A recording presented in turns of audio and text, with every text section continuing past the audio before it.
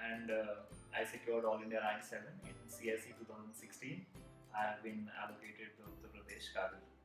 Hi, my name is Sonalika Chivani and I scored, my rank was 192 and I was allocated in Indian Administrative Service and got the admit card.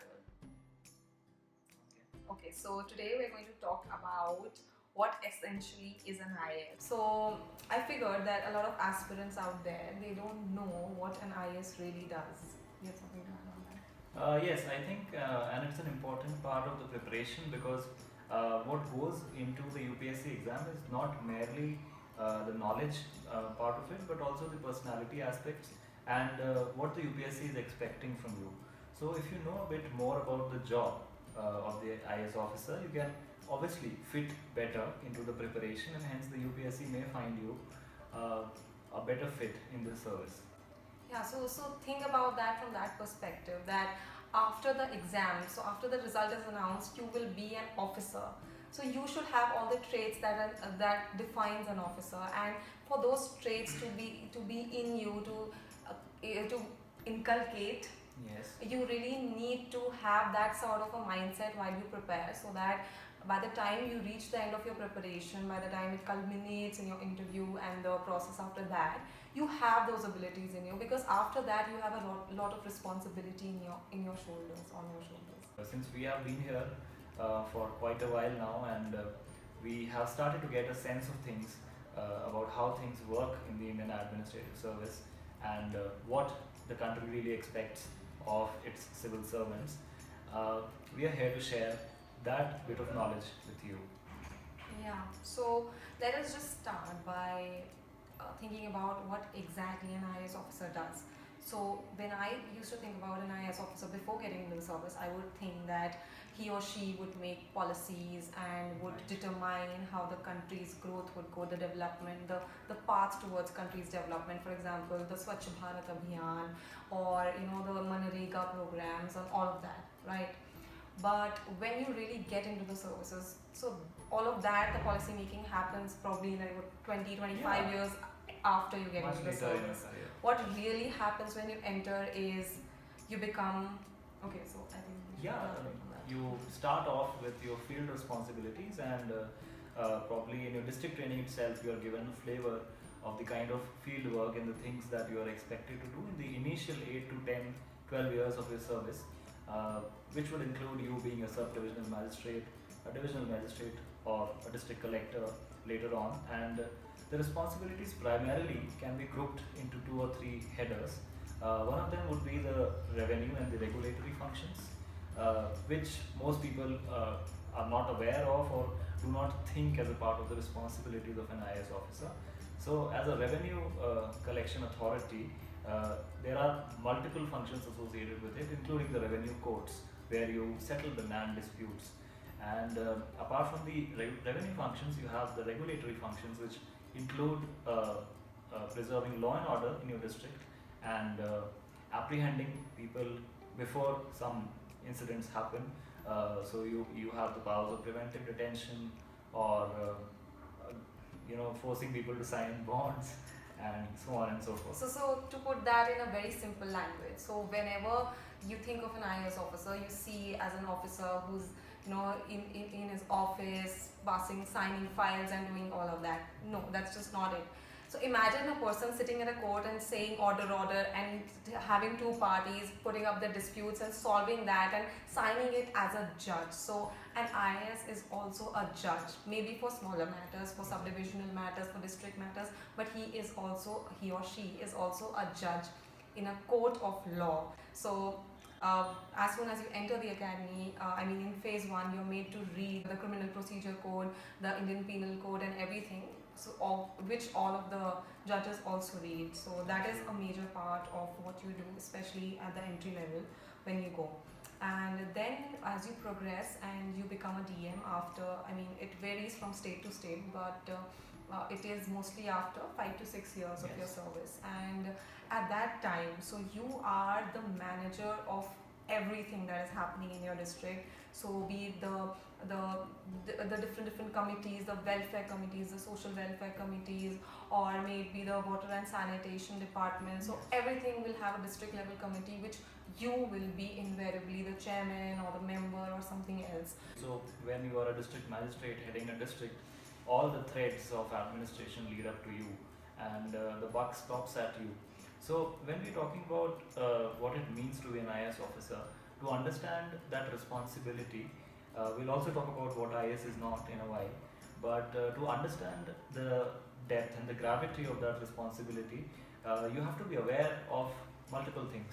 If every department in the government, in the district is under you, you ought to have some knowledge of each department and how things work there, which you are expected to learn in the initial years of your training during your field, your district assignment, and also as an SDM.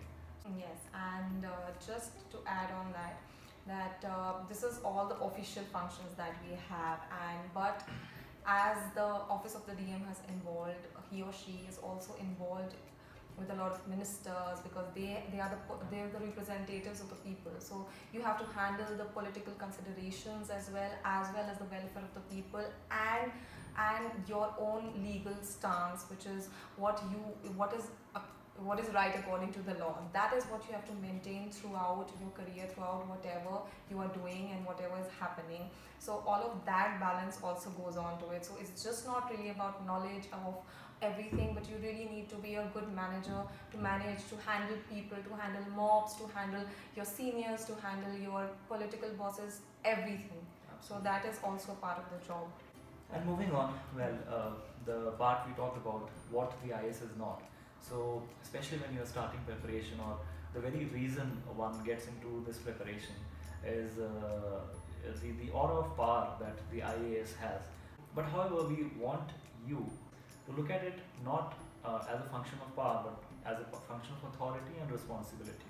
So, power and authority are two very different things. And when you have legitimate authority, you are expected to deliver. You have been given that authority so that you can execute the most complicated of tasks in a simple fashion, and where you have command of things, you can make things happen. And therefore, wherever you are, my 2 cents are that you need to give your best in that particular assignment. Very briefly, that you really have to think of an issue more than your own self.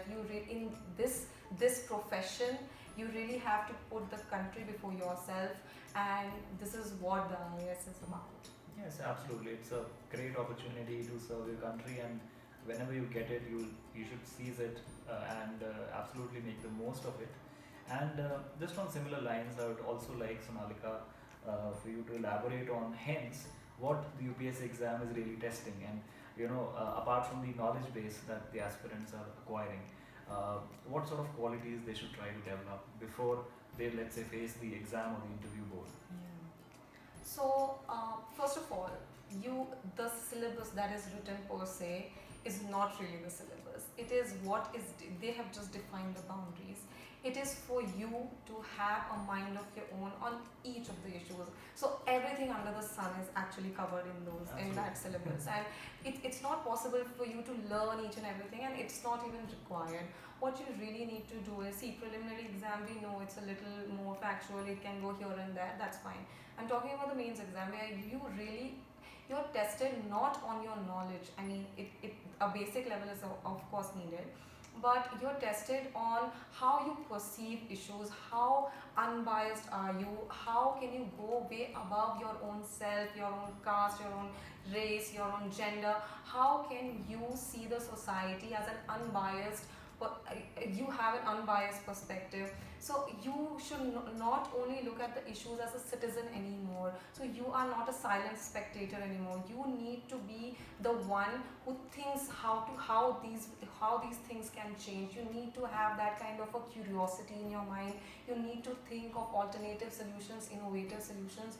I'm not saying this will come to you just like that. So it builds on you. That is why we just really want the aspirants to see this before they prepare, because this is a process. This is This is a phase thing that comes to you while you prepare. It doesn't happen overnight, and this will take time to build. Some people take like 3-4 years, Absolutely. and some people Talk just about get me, for example. so it's not really about, it's not about you learning some stuff or you going to some coaching or not. It is really about your mind and how quickly are you able to change that from someone who's a biased citizen of a country who's always complaining to someone who thinks of solution, is not a spectator but a person who can change. Absolutely. So a problem solver.